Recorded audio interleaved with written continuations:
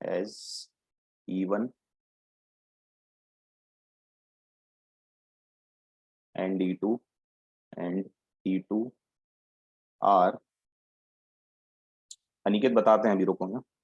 As E1 and E2 are perpendicular to each other,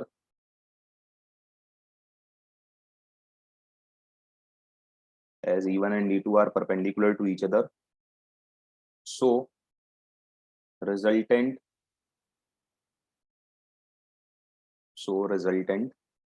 electric field, अभी mic भी on नहीं है शायद, so resultant electric field at point M is given by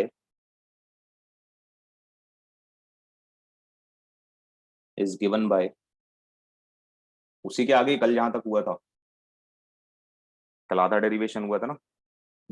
तो देखो E1 और E2, देखो ध्यान से, E1 और E2 आपस में परपेंडिकुलर हैं, दोनों के बीच का एंगल कितना है, 90 डिग्री है, ठीक है। तो हम इन दोनों के कारण जो नेट इलेक्ट्रिक फील्ड रहेगी पॉइंट M पर, वो कैसे निकालेंगे, तो वेक्टर वाला फॉर्मूला लगा देंगे रिजल्टेंट का, ठीक है। तो net electric field E equal to कितना हो जाएगा, तो स्क्वायर रूट ऑफ, फॉर्मूला तो सबको आता ही है, लास्ट ईयर है ना, पढ़ा है अपन ने। तो हमारे पास देखो दो वेक्टर कौन कौन से हैं, E1 और E2, तो यहाँ पे क्या आएगा, E1 का स्क्वायर प्लस E2 का square plus 2E1 E2 cos theta होता है, तो थीटा की जगह एंगल कितना आएगा, 90 डिग्री, तो कॉस 90 आ जाएगा, ठीक। अब E इक्वल टू इनकी वैल्यू पुट कर दो यहाँ पे, स्क्वायर रूट ऑफ E1 की वैल्यू कितनी है, E1 की वैल्यू अपनी आई थी कितनी, देखो ऊपर, C 2P cos theta by R cube, है ना। एक सेकंड माइक ऑन कर दो,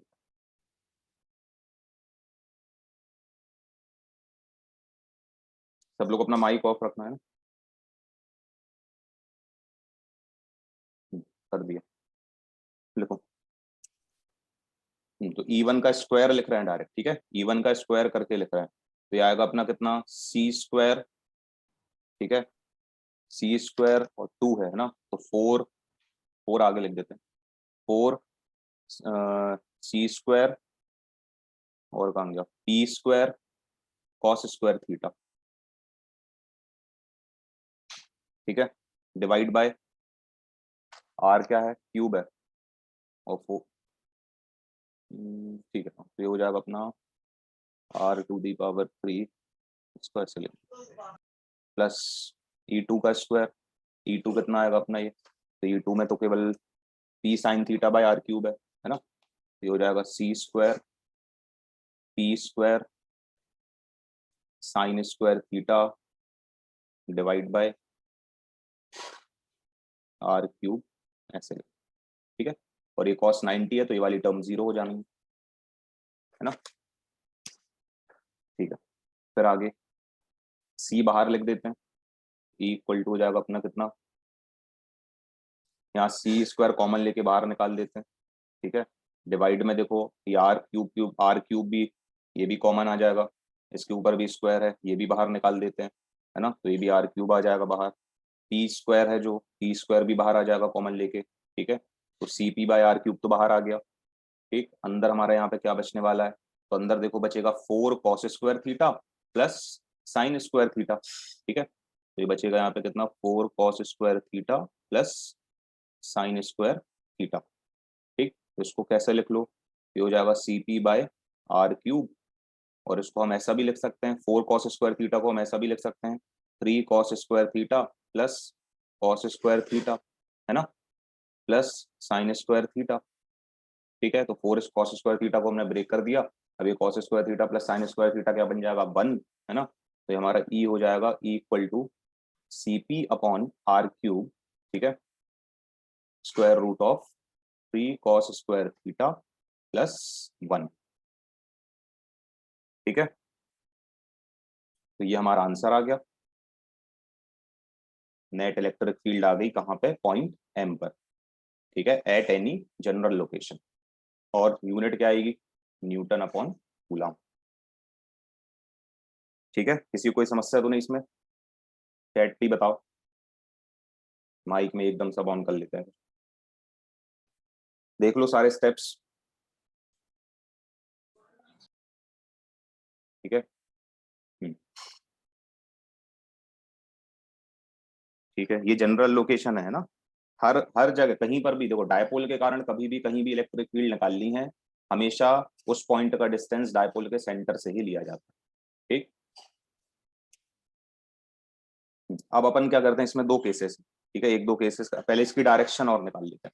ठीक है, अब डायरेक्शन निकालने के लिए देखो, ये है जनरल लोकेशन वाली।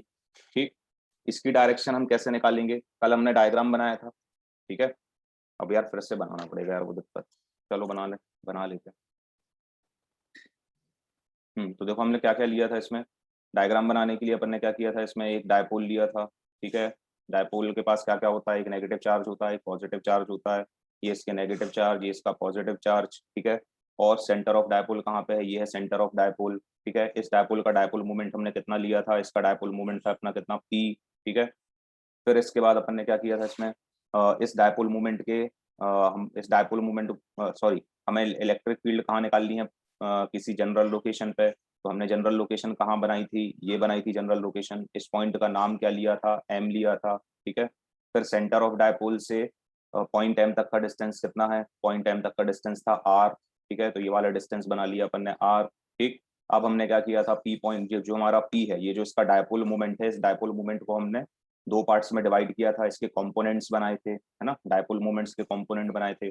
इसका एक कंपोनेंट हमने कहाँ लिया था, ओ एम के अलोंग। ओ कौन सा पॉइंट है, ओ है ये सेंटर वाला पॉइंट। ठीक है, ये पी कोई पॉइंट नहीं है, पी क्या है, इस डायपोल का डायपोल मोमेंट है ना। फिर हमने क्या बोला था कि एक हमें कंपोनेंट कहाँ चाहिए है, ओ एम के अलोंग, तो एक कंपोनेंट ओ एम के अलोंग बनाया था, तो दूसरा कहाँ आएगा, पहले वाले के परपेंडिकुलर आएगा, ये पहले वाले के परपेंडिकुलर बन गया। ठीक है, तो ये देखो डायपोल मोमेंट को हमने दो पार्ट में डिवाइड कर दिया। ठीक है, पहला पार्ट कौन सा है, अच्छा ये वाला जो एंगल है, ये जो लाइन है ओ एम, ये एक्सेस ऑफ डायपोल से कितना एंगल बना रही थी, थीटा। ये सब अपन ने लिखा हुआ है ना। फिर यदि ये थीटा है तो ये वाला कंपोनेंट कौन सा कहलाएगा, पी कॉस थीटा। ये वाला कंपोनेंट कौन सा कहलाएगा, पी साइन थीटा। ठीक है, पॉइंट एम जो है वो पी कॉस थीटा के रेफरेंस में किस पोजीशन पर है, कौन एक्सेस पोजीशन पे है। ठीक है, अनिकेत ध्यान से सुनना, वो अभी तुम पूछ रहे थे। पॉइंट एम जो है वो पी कॉस थीटा, ये लाइन लिख लो, वहां बाजू में लिख लो ऐसा ही, यदि भूल जाते हो तुम लोग तो हिंदी में ऐसा ही। Point M P cos theta के रेफरेंस में किस पोजीशन पर है, ऑन एक्सेस पोजीशन पे। ऑन एक्सिस पोजीशन में जो हमें नेट इलेक्ट्रिक फील्ड मिलती है, उसकी डायरेक्शन क्या होती है, along the direction of dipole movement. ठीक है, कौन सा वाला डायपोल मूवमेंट, जिसके कारण हम इंटेंसिटी ऑफ इलेक्ट्रिक फील्ड निकाल रहे हैं। तो हम यहाँ पे इंटेंसिटी ऑफ इलेक्ट्रिक फील्ड किसके कारण निकालते हैं, पहले पी कॉस थीटा के कारण। तो पी कॉस थीटा के कारण पॉइंट एम पे जो इलेक्ट्रिक फील्ड बनेगी, उसकी डायरेक्शन को कहाँ होगी, तो पी कॉस थीटा के अलोंग होगी। तो पी कॉस थीटा के अलोंग होगी तो कहाँ जाएगी, ऐसे जाएगी। तो देखो ये E1 की डायरेक्शन बन गई। ठीक है, जो पी कॉस थीटा के कारण इलेक्ट्रिक फील्ड बन रही थी, समझ गए। ठीक, अब इसके बाद क्या करना है, पी साइन थीटा के रेफरेंस में पॉइंट एम किस पोजीशन पे है, ऑफ एक्सिस पोजीशन पे है। ठीक है, तो ऑफ एक्सिस पोजीशन पे जो हमें डायरेक्शन मिलती है नेट इलेक्ट्रिक फील्ड की, वो कैसी मिलती है, opposite to the direction of dipole moment, है ना। तो पी देखो, पी साइन थीटा की डायरेक्शन कहाँ पे है, इस तरफ है, नीचे के तरफ। ठीक है, तो इसके कारण जो पॉइंट एम पर इलेक्ट्रिक फील्ड बनी, पॉइंट एम पर, उसकी डायरेक्शन कहाँ होगी, पी साइन थीटा के अपोजिट। तो पी साइन थीटा के अपोजिट मतलब ऐसी। ठीक है, तो देखो ये बन गई पी साइन थीटा के अपोजिट E2 की डायरेक्शन। ठीक, अब इन दोनों के कारण जो नेट इलेक्ट्रिक फील्ड बनी वो कितनी बनी, ई। तो देखो दोनों के बीच का एंगल कितना है, 90 डिग्री है, दोनों बिल्कुल परपेंडिकुलर है। ठीक है, इसलिए जो नेट इलेक्ट्रिक फील्ड जाएगी वो एग्जैक्ट देखो ऐसे सेंटर से ये चली गई अपनी। ठीक है, ये बना दिया अपन ने ऐसा। अब हमने क्या किया, अब हमें इसकी डायरेक्शन निकालनी है। ठीक है, यदि मान लो डायरेक्शन निकालनी, तो हमने क्या किया, ये जो ई है, ठीक है, ई, हमने क्या किया, मान लो अपन ने ये सपोज किया कि ये जो ई है वो E1 से अल्फा एंगल पे, ई जो है वो E1 से कितने एंगल पे है, अल्फा एंगल पे है। ठीक है, तो इसको लिखो अब डायरेक्शन के लिए याद, यहाँ पे तुम लोग भी लिख लेना अल्फा एंगल अपने डायग्राम में। ठीक है, बना लेना। देखो, if alpha is the angle made by the resultant electric field, if alpha is the angle made by resultant electric field, if alpha is the angle made by resultant electric field, if alpha is the angle made by resultant electric field, short में E लिख सकते हो, ठीक है। फिर आगे लिखना if alpha is the angle made by the resultant electric field with E1, then the direction of E, E मतलब resultant electric field is given by direction कैसे निकालते हैं वेक्टर की, tan थीटा से। रिजल्टेंट वाला डेरिवेशन लास्ट ईयर किया था, वहां निकाला था, है ना। तो यहाँ tan थीटा से नहीं निकालेंगे, tan अल्फा से निकालेंगे, क्योंकि अपन ने एंगल सपोज किया अल्फा, है ना। तो tan alpha equal to tan alpha यहाँ पे कितना आएगा, देखो ये देखो, ये कौन है, ये जो एरो है ये किसको रिप्रेजेंट कर रहा है, E2 को। यदि ये E2 है तो क्या ये वाला, ये ऊपर वाली लाइन भी है E2 को रिप्रेजेंट करेगी, है ना। और ये क्या है, E1 है, तो P बाई बी कर दो, कितना आ जाएगा। ये E1 को हम यहाँ नीचे लिखे दे रहे हैं थोड़ा सा ऐसा, हाँ, ये E1 को रिप्रेजेंट कर रहा है ये वाला एरो। तो ये कितना हो जाएगा, tan alpha equal to E2 by E1।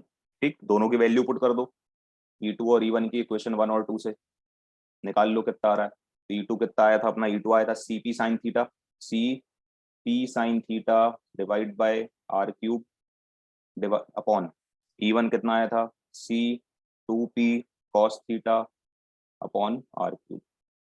ठीक, अब हम स्टार्टिंग का यहाँ पे यहाँ से रब कर रहे हैं ना, सॉल्व कर लो उसको, कितना आंसर आ रहा है। तो इसका आंसर आएगा तुम्हारा कितना, 1/2 tan थीटा, है ना।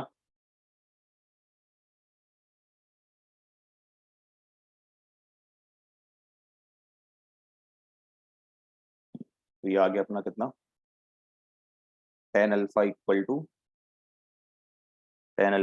कितना आ जाएगा, 1/2 sine theta upon cos theta आ रहा होगा, तो ये हो जाएगा 1/2 tan थीटा, है ना। तो अल्फा को हम क्या लिख सकते हैं, अल्फा इक्वल टू, या इतना ही छोड़ दो, 1/2 tan थीटा। ठीक, और सॉल्व करना है तो इसको लिख देना, अल्फा इक्वल टू कितना हो जाएगा, tan इनवर्स 1/2 tan थीटा। तो ये जनरल फॉर्मूला मिल गया हमारे लिए फाई का डायरेक्शन का। हाँ निकाल सकते हैं, देखो अभी अपन वही निकालने वाले हैं, केस 1 केस 2 बना के, बाकी के दोनों आंसर इसी फॉर्मूले से। ठीक, यहाँ तक हुआ सबका कि नहीं अभी।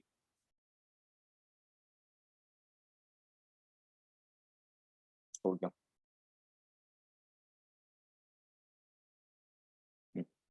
अब इसके आगे लिखना है केस 1। अब अपन ने जो ऑन एक्सेस पोजीशन और ऑफ एक्सेस पोजीशन किया था ना, ठीक है, वही अपन यहाँ पे निकालेंगे, वही आंसर्स अपन निकालेंगे इन जनरल फॉर्मूले के हेल्प से। ठीक, देखो ये एक जनरल फॉर्मूला हमें मिला काई के लिए, मैग्नीट्यूड के लिए, और ये वाला काई के लिए मिला, डायरेक्शन के लिए। ठीक, लिखो केस 1 में लिखो, if point M lie on equatorial line या transversal line of the dipole, case 1 है ये, ठीक है। If point M lie on equatorial line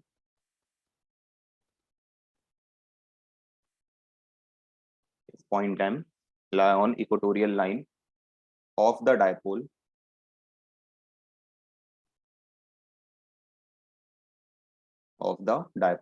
then, ठीक है। अब यदि पॉइंट M जो है वो इक्वेटोरियल लाइन पे लाई कर रहा होता, अब ध्यान से देखो डायग्राम को देखना ध्यान से, ठीक है। पॉइंट M जो है यदि वो इक्वेटोरियल लाइन पे लाई कर रहा होता, ठीक है, तो क्या होता, तो ये जो पॉइंट M है वो यहाँ की जगह क्या यहाँ आता कहीं पे, ऐसे यहाँ आता। देखो किसी का माइक ऑन है, ऑफ कर लो। ये पॉइंट M जो है यहाँ की जगह यहाँ आता। समझ आया सबको ये चीज कि नहीं आया। देखो ऑफ एक्सेस पोजीशन कौन सी कहलाती है, ये परपेंडिकुलर वाली लाइन है ना, तो पॉइंट एम यहाँ की जगह यहाँ आता। यदि ये यहाँ की जगह यहाँ आता तो ये जो ओ एम वाली लाइन है वो ओ एम वाली लाइन यहाँ बनती सीधे, तो फिर एंगल कितना हो जाता, थीटा। थीटा कितना हो जाता, 90 डिग्री हो जाता। ये चीज सबको क्लियर हुई कि नहीं? जिसको नहीं हुई जल्दी से चैट पे लिखो। यदि पॉइंट एम नहीं हुई, ठीक है, देखो पॉइंट एम यदि कहाँ होता, इक्वेटोरियल लाइन पे होता, तो इक्वेटोरियल लाइन कौन सी कहलाती है, ये वाली। देखो ये नहीं, येलो कलर नहीं चल रहा, देखो ये वाली लाइन होती है इक्वेटोरियल लाइन, तो सेंटर से जो निकलती है ना। तो ओ एम जो रहता वो कहाँ आता, ये होता ओ एम, ये है एम, ये है ओ। अब ये एंगल कितना हो जाता, थीटा 90 डिग्री। तो थीटा की जगह एंगल कितना रहता, 90 डिग्री रहता, है ना। अब क्लियर हो गया सबको? ठीक है, तो लिखो E इक्वल टू कितना हो जाएगा, देयरफॉर E इक्वल टू हो जाएगा, देखो थीटा की वैल्यू यहाँ रिप्लेस, कहाँ रिप्लेस करनी है, ये जो हमारे पास जनरल फॉर्मूला है ना, ये वाला, इस फॉर्मूले में। तो ये फॉर्मूला लिखो Cp अपॉन आर क्यूब। अभी भी नहीं हुआ हो क्लियर तो भी बता दो, 90 डिग्री कैसे आया, Cp बाय आर क्यूब, ठीक, स्क्वायर रूट ऑफ कितना आ जाएगा ये, ठीक है अभी बताते हैं। 3 कॉस स्क्वायर थीटा है तो 3 कॉस स्क्वायर 90, थीटा की जगह कितना आना है 90 प्लस 1, ठीक है। अब कॉस 90 0 और स्क्वायर रूट ऑफ 1 तो 1 ही, तो बचा कितना हमारे पास, तो ये हो जाएगा अपना कितना, C P by R cube. ये वाली टर्म तो 0 हो गई, बचा 1, तो बचेगा कितना यहाँ पे, केवल C P by R cube, ठीक।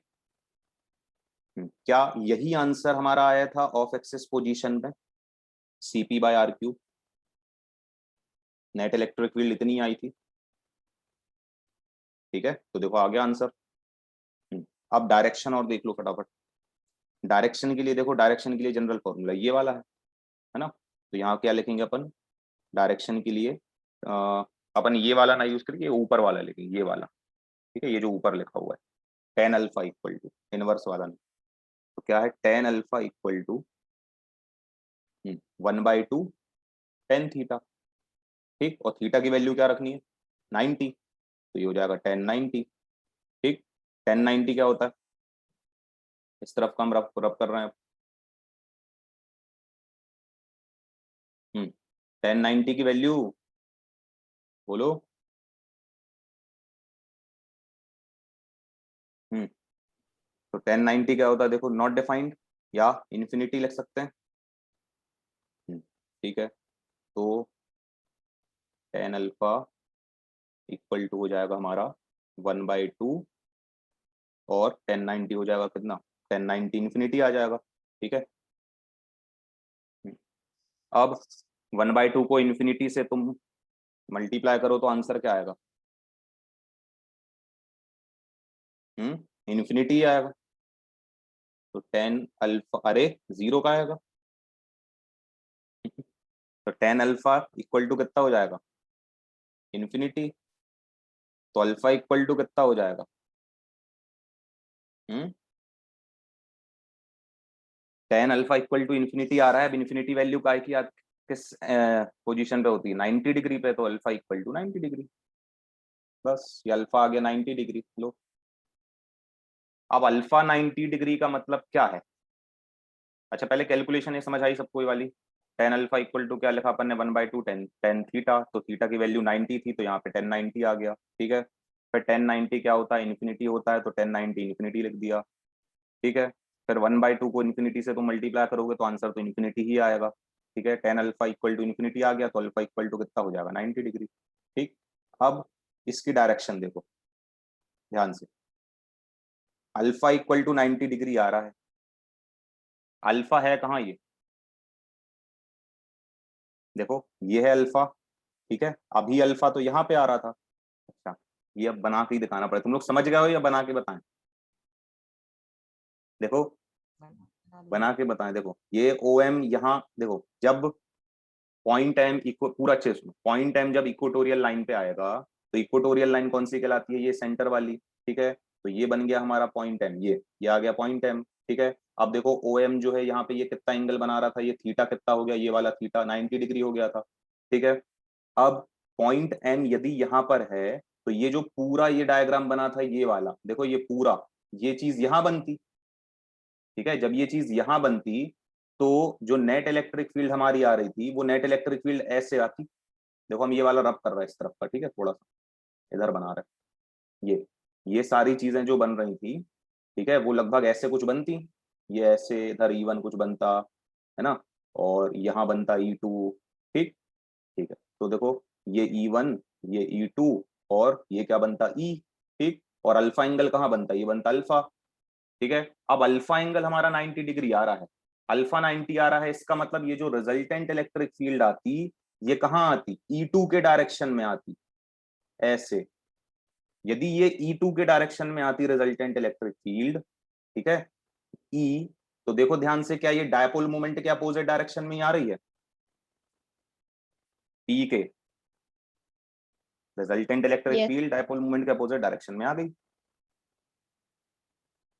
अब आ गया समझ, ठीक है। अब ये सब बनाना नहीं है अपन को डायग्राम फिर से, बस ये तुमको समझ में आना चाहिए हो गया। चलो अब नेक्स्ट जल्दी केस 2 लिखो, केस 2 जल्दी से लिखो, जल्दी फटाफट। इफ पॉइंट M, यहां तक सबका हो गया, आगे बढ़े।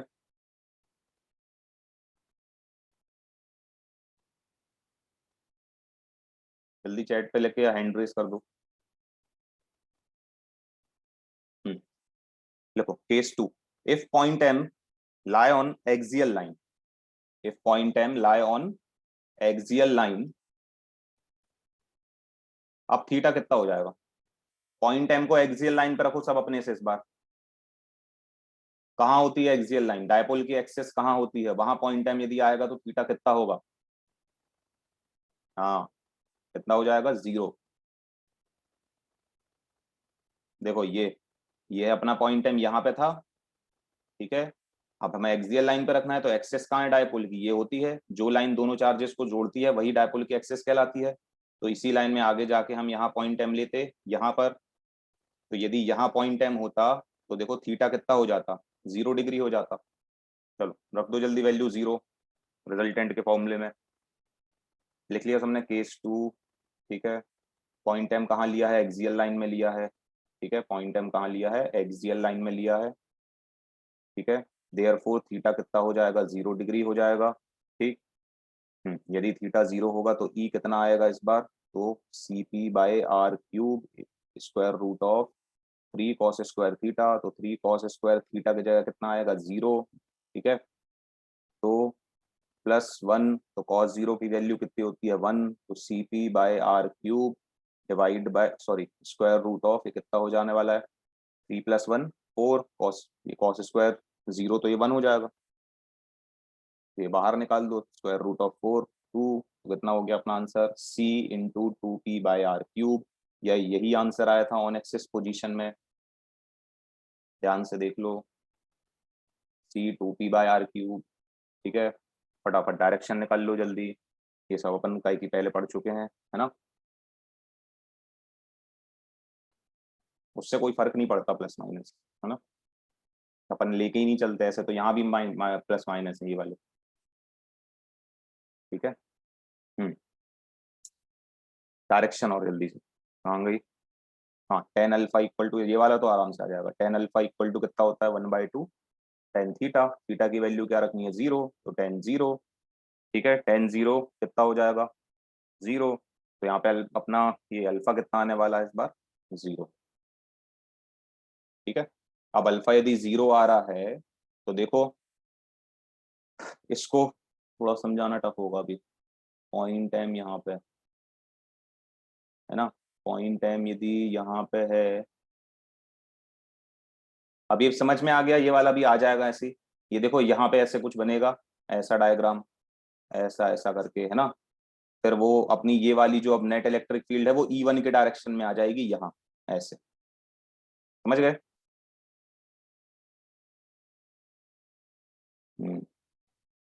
नहीं आया तो बताओ। सर ये वाला नहीं आया अच्छे से। देखो ये यहाँ पॉइंट M आता भाई, यहाँ ये आता पॉइंट M, ठीक है। अब यही वाला जो डायग्राम यहाँ बना था ये पूरा ऐसा E1, देखो E1 हमेशा कहाँ रहता है, OM के अलोंग रहता है, तो OM इस बार कहाँ है, ये O है ये M है, तो E1 इधर आता ऐसा, E2 इधर आता ऐसा, और नेट इलेक्ट्रिक फील्ड कहाँ आती, ये आती E, ये है अल्फा, तो अल्फा की वैल्यू कितनी आ रही, 0, तो यदि अल्फा 0 है तो देखो E कहाँ आएगा, E1 की डायरेक्शन में आएगा। अब समझ गए, यदि ई अल्फ देखो E1 की डायरेक्शन में आ रहा है ना, इसका मतलब क्या है कि उसकी डायरेक्शन कैसी है, along the direction of dipole moment, और यही होती है ऑन एक्सिस पोजीशन पे, ठीक। चलो आगे बढ़े, हम पूरा डेरिवेशन क्लियर है।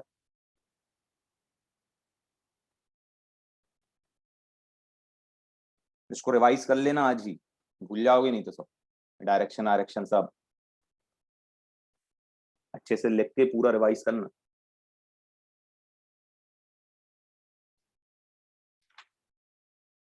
चलो अब आगे बढ़ते हैं, अब सबको समझ आएगा भैया, है ना, नया टॉपिक अब स्टार्ट हो रहा है,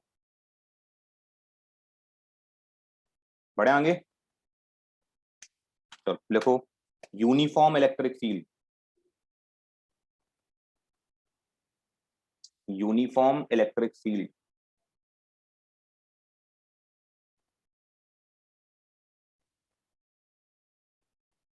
ठीक है। यूनिफॉर्म इलेक्ट्रिक फील्ड क्या कहलाती होगी, थोड़ा सा ऐसे ही बताओ लिख के, यूनिफॉर्म इलेक्ट्रिक फील्ड का मतलब क्या है, चलो अभी बताते हैं। ऐसी इलेक्ट्रिक फील्ड जिसके हर पॉइंट की डायरेक्शन सेम हो, ठीक है। मान लो किसी रीजन में इलेक्ट्रिक फील्ड है, ठीक है, तो उस जगह की जो इलेक्ट्रिक फील्ड है उसके हर पॉइंट पर इलेक्ट्रिक फील्ड की डायरेक्शन कैसी हो, सेम हो, और मैग्नीट्यूड भी कैसा हो, सेम हो, ठीक है। हर एक पॉइंट पर मैग्नीट्यूड भी सेम हो और डायरेक्शन भी सेम हो, ऐसी इलेक्ट्रिक फील्ड को हम क्या कहेंगे, यूनिफॉर्म इलेक्ट्रिक फील्ड।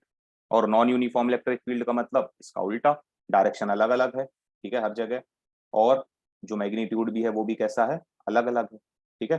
देखो इसको बनाते कैसे हैं, तो फिर इसको हम क्लियर कर रहे हैं पूरा, है ना, सबका हो गया ना। देखो ध्यान से, यूनिफॉर्म इलेक्ट्रिक फील्ड कैसे बनाई जाती है, तो यूनिफॉर्म इलेक्ट्रिक फील्ड ऐसे, पैरेलल स्ट्रेट लाइन के फॉर्म में, ऐसे, ये जो देखो ये जो हम लाइंस बना रहे हैं ना, इनके बीच का जो स्पेस है, ठीक है, वो बिल्कुल इक्वल होना चाहिए, ठीक है। ये जो लाइन हम बना रहे हैं इनके बीच का जो स्पेस है वो इक्वल होना चाहिए, मतलब जो इलेक्ट्रिक फील्ड लाइंस होती हैं वो कैसी रहती हैं, इक्वी स्पेस्ड होती हैं यूनिफॉर्म इलेक्ट्रिक फील्ड में, ठीक है, इक्वी स्पेस्ड, ठीक। तो ये होती है, ये देखो ये जो हमने बनाई है अभी फिलहाल, ठीक है, ये है यूनिफॉर्म इलेक्ट्रिक फील्ड। देखो ध्यान से, अपन ने एक प्रॉपर्टी पढ़ी थी, कौन सी प्रॉपर्टी पढ़ी थी, वो डेंसिटी वाली, याद करो। अभी आवाज आई तेज, एक सेकंड, हेलो हेलो, अब ठीक है।